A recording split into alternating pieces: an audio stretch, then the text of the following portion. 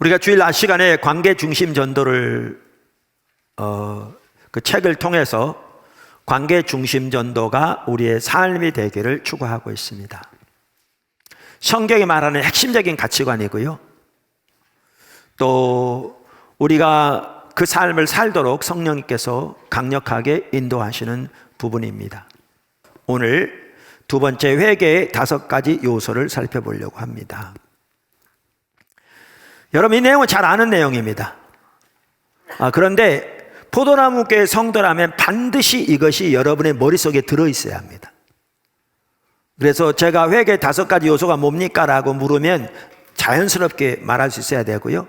또 그 요소들이 의미하는 바 자연스럽게 이해하고 있어야 합니다. 왜냐하면 그래야 우리가 우리의 삶에서 수시로 이 부분을 적용할 수 있거든요. 수시로. 말씀드린 대로 다른 사람과의 관계와 하나님과의 관계는 분리되지 않습니다. 하나님과의 관계를 지속적으로 유지하기 위해서 크게 3가지가 중요합니다. 이미 나눴습니다. 하나는 예수 이름을 믿는 것이죠. 이것이 있어야 하나님과 관계가 시작되죠. 또 하나는 하나님과의 관계를 유지하는 것인데 그것은 하나님과 동행하는 삶을 말하죠. 여기에서 중요한 한 가지는 같은 뜻을 가져야 한다라는 것이죠. 그러니까 히브리어의 친밀함이라는 단어는 소드라는 단어인데 그 단어 속에 포함되는 내용 중에 하나도 바로 이런 내용이거든요. 그래서 우리가 하나님과 동행하는 삶을 살려면 하나님의 의중이 무엇이고 하나님의 뜻이 무엇인가를 깨달아야 합니다. 그래서 영적인 분별력이 중요합니다. 이 시대를 향한 하나님의 목적을 알아야 합니다. 그리고 거기에 함께 해야 합니다. 그래서 우리가 잘 아는 대로 모세 같은 경우에도 그 시대를 향한 하나님의 뜻, 하나님의 의중, 하나님의 계획을 그렇게 간절히 알기를 원했고 그 가운데 자신의 행함으로 하나님을 더욱 알 뿐만 아니라 지속적으로 하나님이 기뻐하신 자리에 머물기를 원했죠. 우리가 여러 번 살펴본 것처럼. 그리고 다른 하나가 뭐냐면 회개입니다. 이렇게 하나님과 동행하는 삶을 살다가 우리가 하나님을 떠나면 하나님의 길을 벗어나면 곧바로 회개하고 돌이켜야 관계가 유지되는 것이죠. 그래서 하나님과의 지속적인 관계를 유지하는 데 있어서 그 3가지가 매우 중요한 요소들입니다. 어떤 분이 말한 대로 하나님과의 친밀한 교제를 유지하는 가장 좋은 방법은 우리가 하나님을 떠날 때와 하나님께 돌아오는 그 간격을 줄이는 것이다.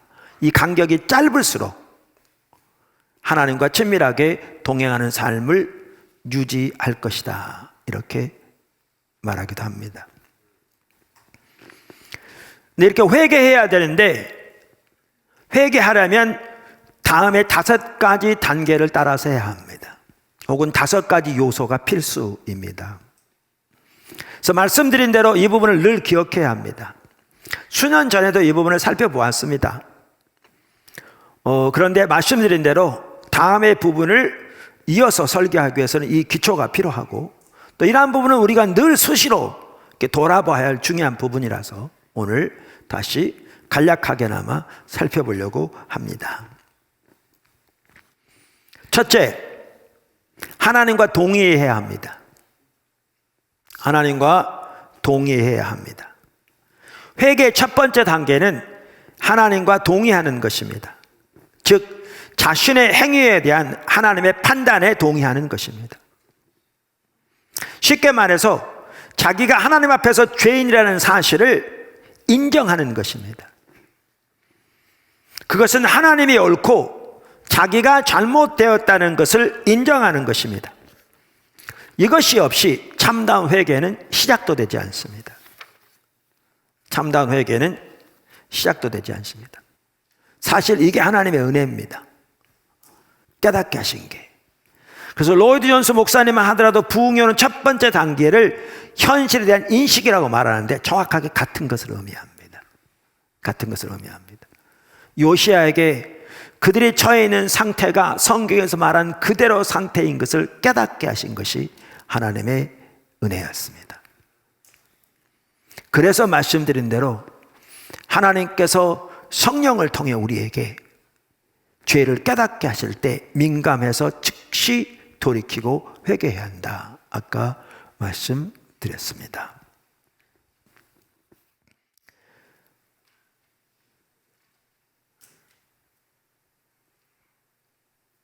오늘날 적지 않은 성도들은 심지어 명백한 죄를 짓고도 하나님의 말씀 앞에 정직하게 동의하고 서지 않습니다. 그들은 자신들의 행동을 정당화시킵니다. 여러 가지 핑계를 댑니다. 다른 사람들과 비교하면서 적당히 넘어갑니다.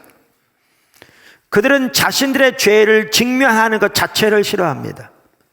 그들은 죄를 심각하게 다루는 메시지를 좋아하지 않습니다. 그들은 자신들이 듣기 좋아하는 소위 평강의 메시지만을 듣기 좋아합니다. 그러한 자세를 가지고는 어떠한 참다운 회개도 가능하지 않습니다. 그리고 하나님과 친밀하게 동행하는 삶은 가능하지 않습니다. 또 자신들이 잘못했다고 생각하는 몇 가지에 대해서 그저 하나님께 잘못했다고 고백한다고 해서 그것이 진정한 회개는 아니라고 저는 생각합니다. 하나님 앞에서 자신의 처지를 철저하게 인식하고 하나님의 말씀에 동의하여 그 앞에 엎드리는 것이 회개의 첫 단계입니다. 아멘. 둘째, 회개의 두 번째 단계, 하나님께 자백해야 합니다. 하나님께 자백해야 합니다. 하나님께 자백한다는 말은 하나님, 제가 잘못했습니다. 제가 죄를 지었습니다. 저를 용서해 주십시오 라고 자신의 죄를 하나님 앞에서 고백하는 것을 말합니다. 그런데 여기 한 가지 매우 중요한 것이 있습니다. 그것은 우리가 죄를 짓는 것은 근본적으로 하나님께 죄를 짓는 것이라는 사실을 인식하는 것입니다. 그것이 중요합니다. 우리의 죄는 당연히 인간적이고 사회적이고 국가적입니다. 그래서 우리가 어떤 죄를 짓는다는 것은 당연히 다른 사람들에게 해를 끼치고 또 사회에 해를 끼치고 국가에 해를 끼치기도 합니다. 그런데 그럼에도 불구하고 우리는 우리가 근본적으로 하나님께 죄를 지은 것이라는 사실을 인식해야 합니다. 이에 대한 좋은 예가 다윗의 예입니다. 우리가 잘 아는 대로 다윗은 밧세바를 간음했습니다. 간음이죠. 남편이 없는 사이에 아내를 소환해다가 왕의 직권으로 그 아내를 범했으니 그건 완전히 그 여인을 간음한 거죠. 뿐만 아니라 그 죄를 숨기기 위해서 그 남편 우리아를 죽이죠. 우리아를 죽이면서 우리아 주변에 있는 여러 사람까지 같이 죽입니다. 전쟁에서 사망하는 것과 우리아의 경우처럼 그의 부하에게 명해서 가장 전쟁이 극심한 대로 우리아 그리고 주변 사람들 투입해서 전쟁이 가장 극심할 때 다른 사람들을 다 빠져나오게 함으로써 그 적군들에게 죽임을 당하게 하는 그것은 살인행위입니다. 명백한 살인입니다. 그렇게 우리아가 죽으면서 우리아만 죽은 것이 아니라 아까도 말씀드린 대로 그 주변에 있던 몇 명의 병사들은 다윗의 죄를 숨기려는 노력 때문에 무고하게 죽임을 당하게 되지요. 이런 죄를 지었을 때 하나님은 나단 선지자를 다윗에게 보내어 직면하십니다. 욕심이 잉태한 즉 죄를 낳고 죄가 장성한 즉 사망을 낳느니라 이렇게 성경이 말하는 것처럼 죄는 다루지 않으면 자라게 돼 있거든요. 그리고 그렇게 놔뒀더라면 다윗은 끝났을 겁니다. 하나님이 그를 사랑하셔서 그를 돌이키기 위해 나단 선지자를 보내서 그를 직면하십니다. 사실 죄를 깨닫게 해주시는 것이 하나님의 은혜의 표현입니다. 은혜의 행위입니다. 사랑의 행위입니다. 자, 이렇게 나단 선지자를 통해 자기 죄가 직면되었을 때, 그때 지은 시편이 시편 51편입니다. 다윗의 시편입니다. 1절부터 4절까지 이렇게 말합니다.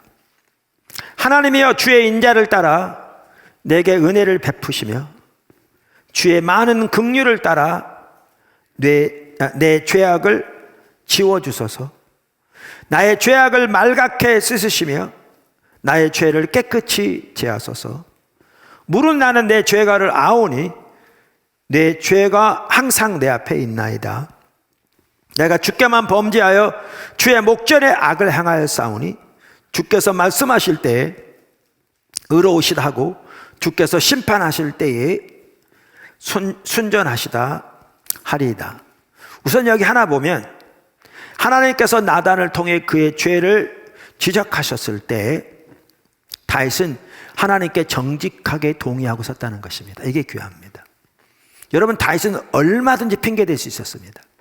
뿐만 아니라 나단 선지자를 처단할 수도 있었습니다. 어떻게 감히 왕인 나에게 그런 소리를 하느냐고. 실제로 나단이 다윗에게 나갈 때 매우 두려워했습니다. 얼마든지 거짓말을 할 수 있고, 얼마든지 핑계를 댈 수 있고, 얼마든지 자기의 지위를 이용해서 죄를 덮을 수도 있었습니다. 그런데 다윗은 그렇게 하지 않았습니다. 하나님 앞에 정직하게 동의하고 섰습니다. 이게 중요합니다. 이게 회개의 첫 단계입니다. 근데 더 나아가서 여기에 보시면 다윗이 4절에 이렇게 말합니다. 내가 주께만 범죄하여 주의 목전에 악을 행하여 싸우니. 그러니까 이 말은 그가 사람들에게 죄를 지은 게 아니다, 그 말입니까? 여러분, 우리의 입장을 생각해 보십시오.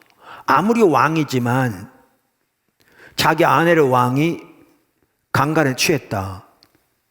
어떻겠습니까? 뿐만 아니라 영문도 모른 채 전쟁에서 목숨을 잃었다. 그 우리야 때문에 그 주변 사람들까지 목숨을 잃은 거잖아요. 자, 그러면 그 목숨을 잃은 병사들의 아내들을 생각해 보십시오. 그 병사들의 자녀들을 생각해 보십시오. 그 병사들의 부모들을 생각해 보십시오. 그 죄는 수많은 사람들에게 정말 큰 영향을 미쳤습니다. 부정적인 영향을 미쳤습니다. 그러면 이 말은 다윗이 그 사람들이 당한 그 모든 피해는 안중에도 없었다는 말입니까? 전혀 아니죠. 이따 회개 열매에 살펴보아도 알지만 전혀 그걸 의미하는 게 아닙니다, 성경에서는. 그럼 이 말은 무슨 말입니까? 이 말은 다윗이 그의 지은 죄가 많은 사람들에게 해를 끼쳤지만 그의 죄가 근본적으로 하나님께 대한 것임을 인식했다는 말입니다. 이게 중요합니다. 다윗은 그의 죄가 근본적으로 하나님께 대한 것임을 인식했습니다.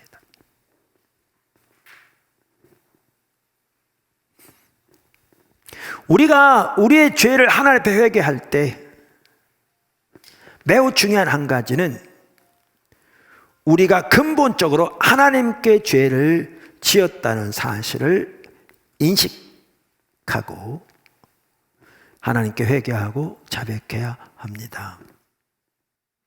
여기 한 가지 좀 더 살펴보기 원하는 것은 자백하지 않는 죄에 대한 것입니다.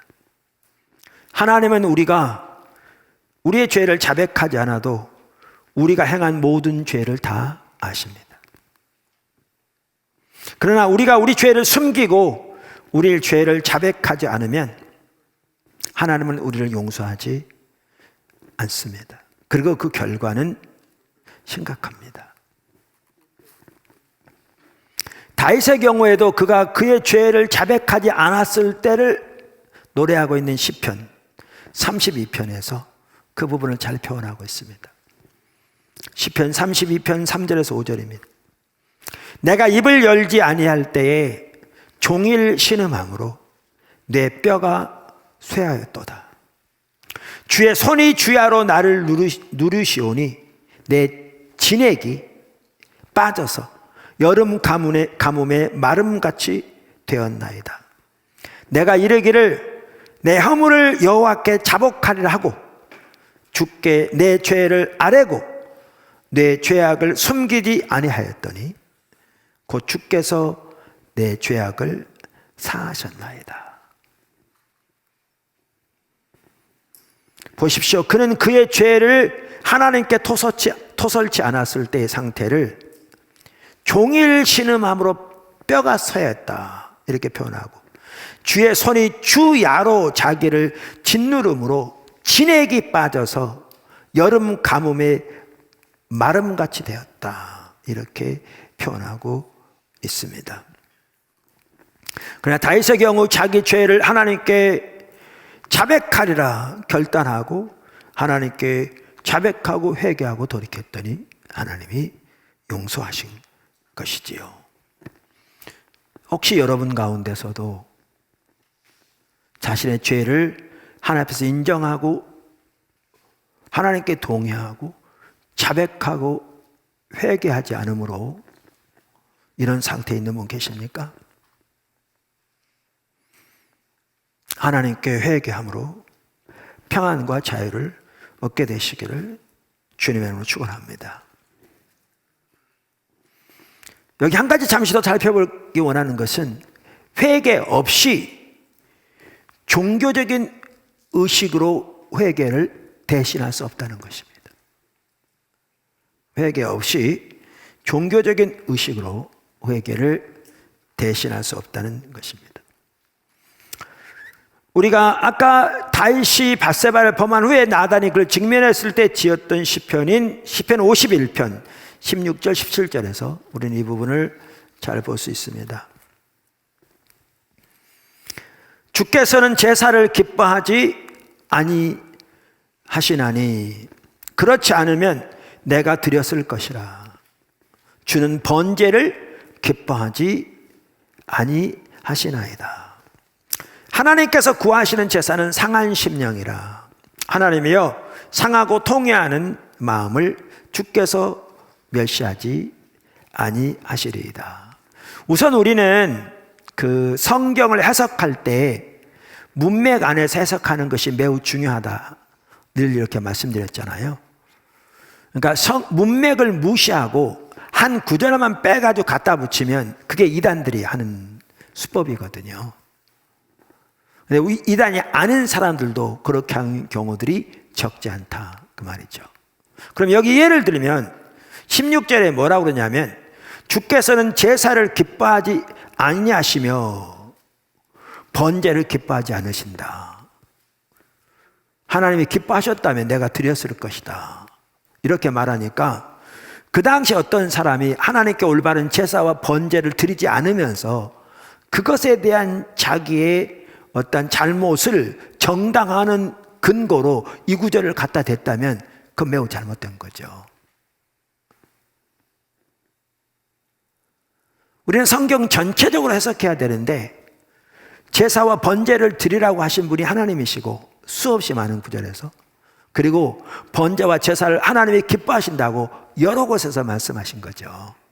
그러면 여기에서 하나님이 번제와 제사를 기뻐하지 않으신다는 말은 무슨 말이냐? 이 시편 51편 전체를 볼 때 이렇게 하나님 앞에서 죄를 범했는데 죄를 회개하고 돌이키지 않고 그 대신 번제와 제사를 드려서 이것을 대신하려고 했을 때 하나님은 전혀 그것을 기뻐하지 않으신다. 그러면서 하나님이 기뻐하신 제사는 상한 심령의 제사라. 회개하고 돌이키는 것을 기뻐하신다. 지금 그 말씀인 거죠, 이 구절이. 오늘 어떤 사람들은 자신의 죄를 회개하고 자백하지 않으면서 하나님께 드리는 기도와 금식, 감사헌금, 봉사 등 몇 가지 종교적인 의식들을 가지고 회개를 대신하려고 합니다. 그러나 그것은 어리석은 생각입니다. 하나님은 그러한 의식들을 전혀 받지 않으십니다. 하나님이 감사헌금을 받지 않으신다, 금식을 받지 않으신다, 기도를 받지 않으신다, 그 말이 아니라 회개하지 않으면서 회개를 대신할 그런 종교적인 의식들을 전혀 받지 않으신다, 그 말입니다. 세 번째, 회개에 합당한 열매를 맺어야 합니다. 회개에 합당한 열매를 맺어야 합니다. 침례 요한은 주의 길을 예비하러 온 자입니다. 그러면서 그가 전한 메시지는 회개였습니다. 마태복음 3장 1절, 그때 침례 요한이 이르러 유다 광야에서 전파하여 말하되 회개하라, 천국이 가까이 왔느니라 하였으니. 이것을 보아도 주님의 길을 예비하는 한 핵심이 회개인 걸 볼 수 있습니다. 개인적으로도 단체적으로도 국가적으로도 그렇습니다.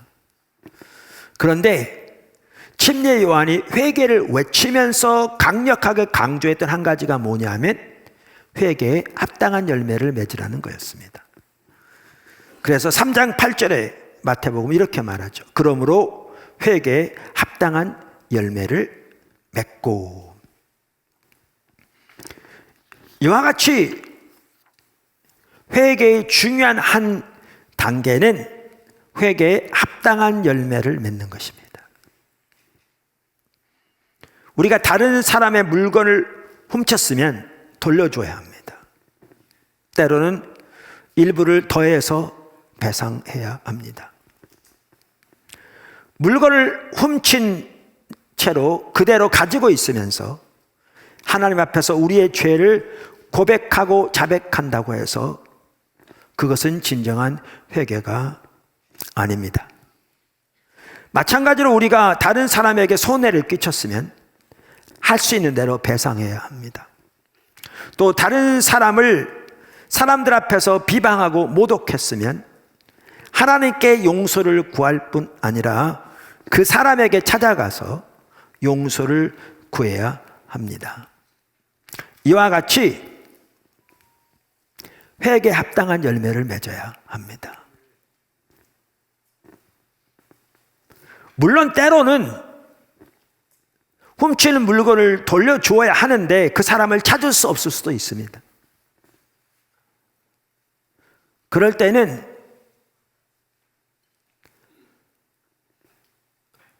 우리가 기회가 주어질 때 반드시 하리라는 자세를 가지고 하나님께 그 기회를 열어주시도록 기도하는 것이 우리가 할 수 있는 일이겠지요. 성경에 회개에 대해서 다루면서 스스로 낮추고 기도하고 하나님의 얼굴을 구하고 그 악한 길에서 떠나면 그랬는데, 회개에 합당한 열매가 그 악한 길에서 떠나는 것일 수도 있고요. 더 나아가 악한 길에 떠나는 것도 회개에 합당한 열매에 포함되기도 합니다. 그래서 우리의 회개가 진정한 회개가 되려면 말씀드린 대로 회개에 합당한 열매를 맺어야 합니다. 네 번째, 하나님의 용서를 믿음으로 받아들여야 합니다. 하나님의 용서를 믿음으로 받아들여야 합니다.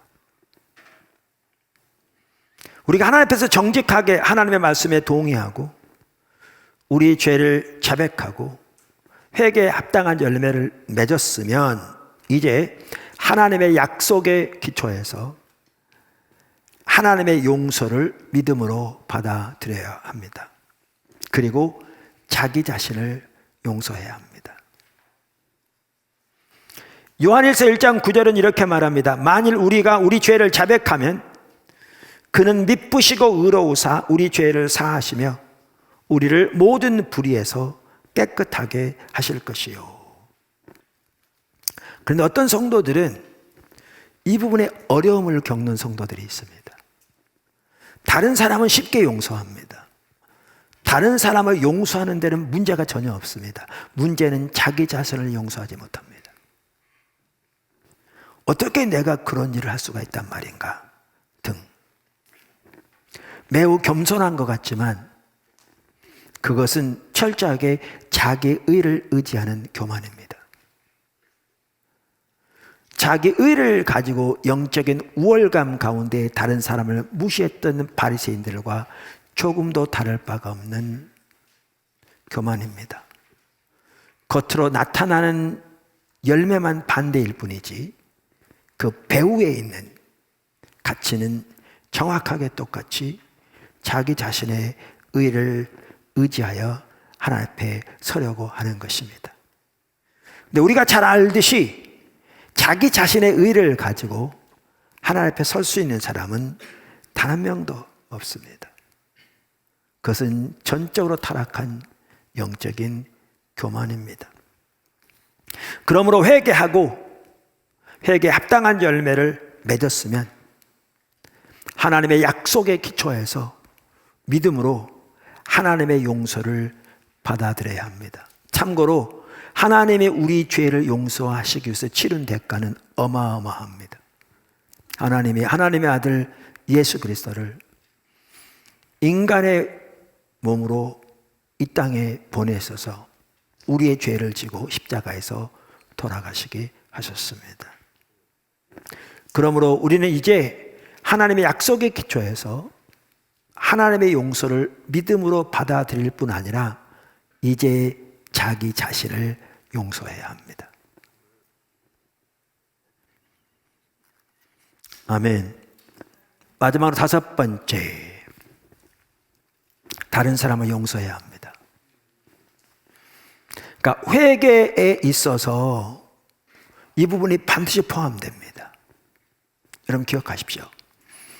그래서 회개의 5가지 단계를 늘 기억하는 게 중요하다 그 말이죠. 설교 한번 듣는 것으로 그치면 안 되고요. 여러분 머릿속에 이 5가지를 늘 가지고 있어야 합니다. 그 5가지가 무엇이고 5가지가 의미하는 바가 무엇인가를 늘 머릿속에 가지고 있어야 순간순간 우리가 우리 자신을 돌아보면서 하나님의 인도를 따라서 이렇게 회개함으로 나갈 수 있습니다. 그런데 그 5번째 요소는 뭐 단계라고 하든지 요소는 다른 사람을 용서하는 것입니다. 이것이 회개와 회개 한 단계입니다. 왜 이게 회개 한 단계이냐 하면 우리가 다른 사람을 용서하는 것과 하나님이 우리를 용서하는 것이 분리되지 않기 때문에 그렇습니다. 분리되지 않기 때문에 그렇습니다. 그 둘은 밀접하게 연관되어 있습니다. 다시 말해서 하나님께서 우리를 용서하신 것 같이 우리가 다른 사람을 용서하지 아니하면 우리를 향한 하나님의 용서가 유보됩니다. 유보됩니다. 그래서 마태복음 18장 35절 이렇게 말하죠. 너희가 각각 마음으로부터 형제를 용서하지 아니하면 마음으로부터 형제를 용서하지 아니하면 너희 하늘 아버지께서도 너희에게 이와 같이 하시리라. 이렇게 말씀하고 있습니다. 이제 이 용서의 부분은 이제 다른 사람과의 관계를 회복하는데 매우 중요한 부분이어서 다음 주에 좀 더 자세히 살펴보겠습니다. 한꺼번에 다 살펴보려고 했는데 이게 시간적인 면에서 허락이 안 될 것 같더라고요. 그런데 제가 한 가지만 여기서 용서와 관련해서 살펴보고 오늘 마치려고 합니다. 그것은 용서는 선택이 아니라는 겁니다. 용서는 선택사항이 아니라는 것입니다. 우리가 마태복음 18장 21절에서 35절에서 이 부분을 잘 볼 수 있습니다.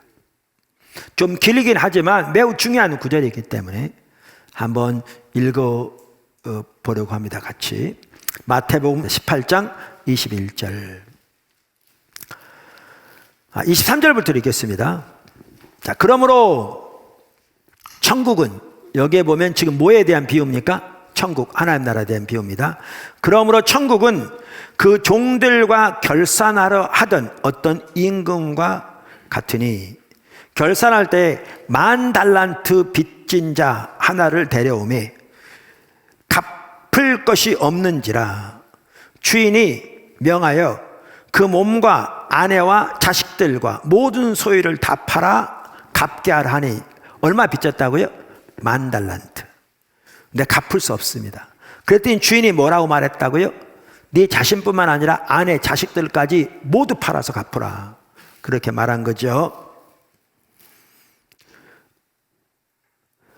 26절. 그 종이 엎드려 절하며 이르되 내게 참으소서 다 갚으리이다 하거늘 그 종의 주인이 불쌍히 여겨 놓아 보내며 그 빚을 탕감하여 주었더니, 그 종이 나가서 자기에게 100데나리온 빚진 동료 한 사람을 만나, 얼마 빚졌다고요?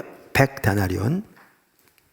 붙들어 목을 잡고 이르되 빚을 갚으라 하며 그 동료가 엎드려 간구하여 이르되 나에게 참아 주소서 갚으리이다 하되 허락하지 아니하고 이에 가서 그가 빚을 갚도록 옥에 가두거늘 그 동료들이 그것을 보고 몹시 딱하게 여겨 주인에게 가서 그 말을 다 알리니, 이에 주인이 그를 불러다가 말하되 악한 종아, 내가 빌기에 내가 내 빚을 전부 탕감하여 주었거늘 내가 너를 불쌍히 여김과 같이 너도 내 동료를 불쌍히 여김이 마땅하지 아니하냐 하고 주인이 노하여 그 빚을 다 갚도록 그를 옥졸들에게 넘기니라. 너희가 각각 마음으로부터 형제를 용서하지 아니하면 너희 하늘 아버지께서도 너희에게 이와 같이 하시리라. 보십시오. 천국에 대한 비유고요. 그런데 전체가 뭐에 관한 겁니까? 용서에 관한 겁니다. 용서에 관한 겁니다. 우선 여기에 임금은 누구를 가리킵니까? 하나님을 가리킵니다. 혹은 예수님을 가리킵니다. 여기에. 그 다음에 10,000달란트 빚진 자는 누구를 가리킵니까? 우리를 가리킵니다. 나를 가리키고요. 여러분을 가리킵니다. 여러분, 그 당시 달란트는 유대와 로마에서 통용되던 화폐 단위 중 가장 큰 것입니다. 큰 것이었습니다. 그러니까 1달란트가 6,000데나리온입니다. 그러니까 1데나리온이 남자 한 명이 하루 번 돈입니다. 그러니까 1달란트는 한 사람이 20년 동안 모은 돈입니다. 그런데 10,000달란트니까 이것은 상상할 수 없는 돈이었습니다. 그 당시 사람들로서는 상상 자체가 안 되는 돈이었습니다. 그래서 예수님께서 이 비유를 드신 것은 우리가 하나님께 대하여 우리 자신의 힘으로는 도저히 갚을 수 없을 정도의 큰 죄를 지었다는 것을 의미합니다. 그리고 하나님께서 1만 달란트를 그 종에게 탕감해 주셨다는 말은 하나님께서 우리의 그 모든 죄를 하나님의 전적인 은혜로 값없이 용서해 주셨다는 것을 의미합니다. 용서해 주셨다는 것을 의미합니다. 그러면 여기에 100데나리온 빚진 사람은 누구냐? 우리에게 잘못한 상대방 사람들을 말합니다. 다른 사람들을 말합니다. 여러분, 100데나리온은 절대 작은 돈이 아니었습니다. 아까 말한 대로 한 장정이 석 달 열을 번 돈이니까 작은 돈은 아니었습니다. 그러나 우리가 하나님 앞에 용서받은 것에 의하면 비교도 안 되는 작은 것이었습니다. 비교도 안 되는 작은 것이었습니다. 자, 그런데 여기서 예수님께서 말씀하신 바는 뭐냐면 상대방이 우리에게 잘못한 것이 100데나리온처럼 절대 작은 것이 아닐지 몰라도 우리는 하나님께로부터 10,000달란트와 같은 그것과는 비교도 안 되는 그 모든 죄를 값없이 전적인 하나님의 은혜로 탕감받았기 때문에, 용서받았기 때문에 이제 우리도 그 상대방을 용서해야 한다는 것입니다. 용서해야 한다는 것입니다. 그래서 예수님은 우리에게 우리가 다른 사람을 용서하되 마음으로부터 용서하고 더 나아가 70번에 70번이라도 다시 말해서 무한정 용서해야 한다고 말씀하셨습니다. 그 당시에는 용서해 주는 것이 사회적으로 받아들여진 미덕이 아니었습니다. 낯선 것이었습니다.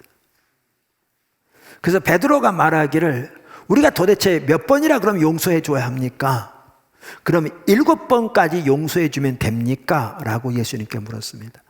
7은 완전 씁니다. 이 말은 베드로가 정말 크게 말을 해서 그러면 7번까지 용서해 주면 됩니까? 라고 물은 겁니다. 그랬더니 예수님이 마태복음 18장 22절에 이렇게 말씀하셨죠.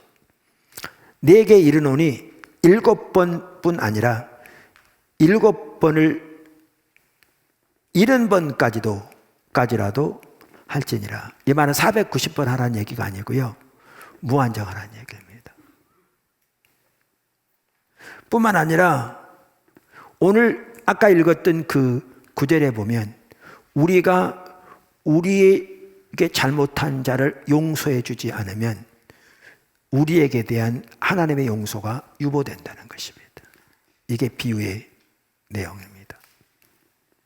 즉 하나님과 관계가 금이 가고 막히고 여러 가지 영적인 억압이 찾아오고 이러한 일들이 일어납니다. 근데 예수님은 심지어 주기도문에서 뭐라고 기도하라고 말씀하셨냐면 우리가 우리에게 죄 지은 자를 사하여 준 것 같이 우리 죄를 사하여 주옵소서라고 기도하라고 함으로써 우리가 다른 사람을 용서한 것을 먼저 넣을 만큼 이것이 하나님과의 우리와의 관계, 우리에 대한 하나님의 용서와 얼마나 밀접한 관계가 있는가를 보여주셨습니다. 이러한 것을 종합적으로 볼 때에 우리가 상대방을 용서하는 것은, 우리에게 잘못한 자를 용서하는 것은 선택사항이 전혀 아닙니다. 그래서 우리가 반드시 그렇게 해야 합니다. 어떤 사람들은 상대방이 잘못한 것을 생각하면서 자기가 그 사람을 미워하는 것이 정당하다고 생각할지 모릅니다. 그러나 그것은 절대로 그렇지 않습니다. 왜냐하면 우리는 그것과는 비교도 안 될 만큼 수많은 죄들을 하나님으로부터 용서받았기 때문입니다. 그래서 우리가 우리에게 잘못한 자를 용서하지 않을 때 우리에 대한 하나님의 용서가 유보되는 것입니다. 그리고 말씀드린 대로 즉각적인 영적인 억압이 찾아옵니다. 오늘 그 회개의 5가지 단계를 살펴보았습니다. 우리가 타인과의 관계를 바로잡으라. 이제 다음 주 살펴보겠지만 여기에도 핵심은 회개와 용서입니다. 핵심은. 그리고 타인과의 관계는 하나님과의 우리와의 관계와 분리되지 않습니다. 반복적으로 나온 것처럼. 그리고 하나님과의 관계를 지속적으로 올바로 유지하는 길은 당연히 예수님을 믿고 하나님의 뜻에 합하게 동행하는 삶을 살되 하나님을 떠날 때 즉각 회개하고 돌이키는 것입니다. 근데 회개할 때 그것이 참다운 회개가 되려면 살펴본 5가지 단계를 따라 회개해야 합니다. 그것이 하나님과 우리와의 관계를 지속적으로 친밀하게 유지하고 하나님의 은혜와 생명을 우리 안에서 누리고 하나님 우리 가운데서 마음껏 역사하시는 삶을 사는 핵심적인 비결입니다. 주의 길을 예비하는 것이 회개라고 지미 요한도 외쳤잖아요.